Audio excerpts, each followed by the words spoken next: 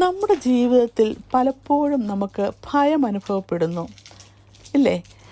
ഭയം ഒരു സ്വാഭാവികമായിട്ടുള്ളൊരു പ്രതികരണമാണ്. അത് നമുക്ക് കഠിന സത്യങ്ങളെ അഭിമുഖീകരിക്കേണ്ടി വരുമ്പോഴും, അല്ലെങ്കിൽ നമുക്ക് നിയന്ത്രിക്കാൻ പറ്റാത്ത സാഹചര്യങ്ങളിലൂടെ നമ്മൾ കടന്നു പോകുമ്പോഴുമാണ് ഈ ഭയം നമ്മൾക്ക് നേരിടേണ്ടി വരുന്നത്. എന്നാൽ ഈ ഭയത്തിൽ നമ്മൾ കുടുങ്ങിക്കിടക്കരുത്. ബൈബിളിൽ നമ്മോട് പറയുന്ന ഒരു വാക്യമാണിത്: ഭയപ്പെടേണ്ട, ഞാൻ നിന്നോട് കൂടെയുണ്ട്.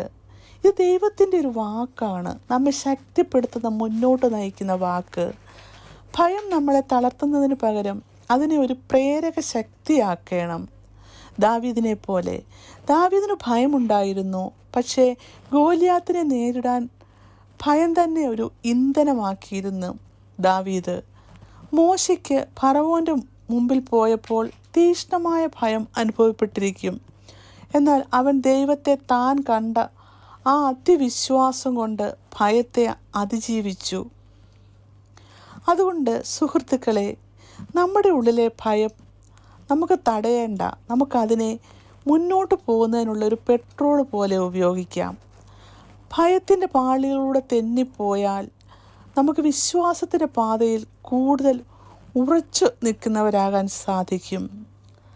ഭയം ഒരു ഭീതിയല്ല, ദൈവത്തിൻ്റെ വിശ്വാസം വളർത്താനുള്ള ഒരു അവസരമാണ്.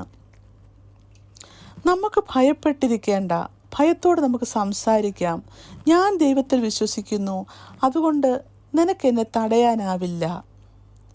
തിമോത്തിയോസിൻ്റെ പുസ്തകം 1-ാം അധ്യായം 7-ാം വാക്യം ഇങ്ങനെ പറയുന്നു: ദൈവം നമുക്ക് ഭീരുത്വത്തിൻ്റെ ആത്മാവിനെ അല്ല, ശക്തിയുടെയും സ്നേഹത്തിൻ്റെയും സുബോധത്തിൻ്റെയും ആത്മാവിനെ തന്നിരിക്കുന്നു.